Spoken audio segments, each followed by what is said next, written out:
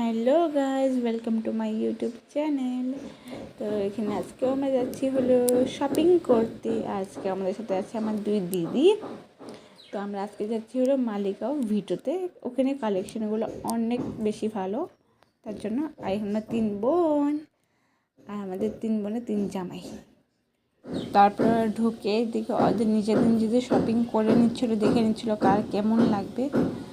তো জ্যাকেটগুলো এত দাম, কিন্তু দাম হলো কালেকশনগুলো ভালো ছিল। তো আমাদের তো আজকে কোনো কাম ছিল না, তো বাস আমরা এমনি এসেছিলাম ওদের সাথে ঘুরু করতে, দেখতে। আর তো ওরাই দেখে নিচ্ছিল কি কেমন লাগে।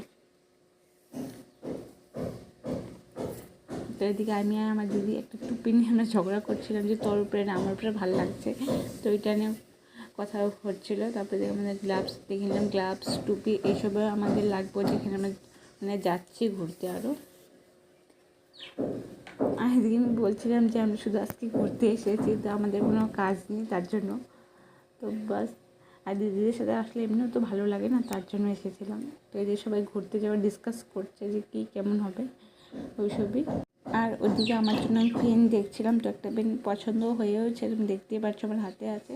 আর 2-1টা নোট পালিশ নিয়েছিলাম। আর জুতোগুলো আমার খুব ভালো লেগেছে, কিন্তু আমার বর আমাকে নিতে দেয়নি, বলছে না এখন এটা লাগবে না, যখন লাগবে তখন তুই নিস।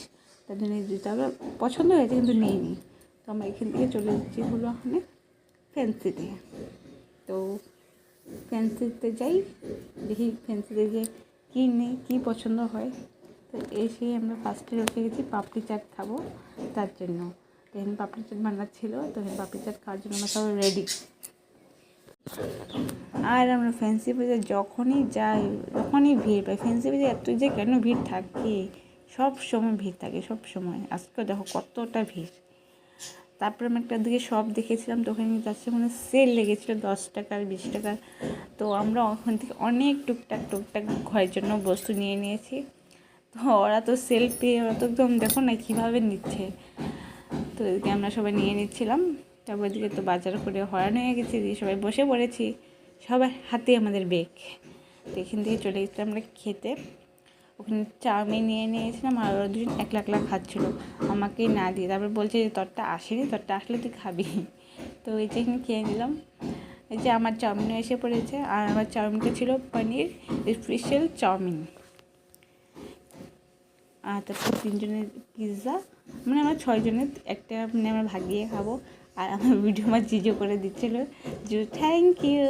তো এখানেই বাই।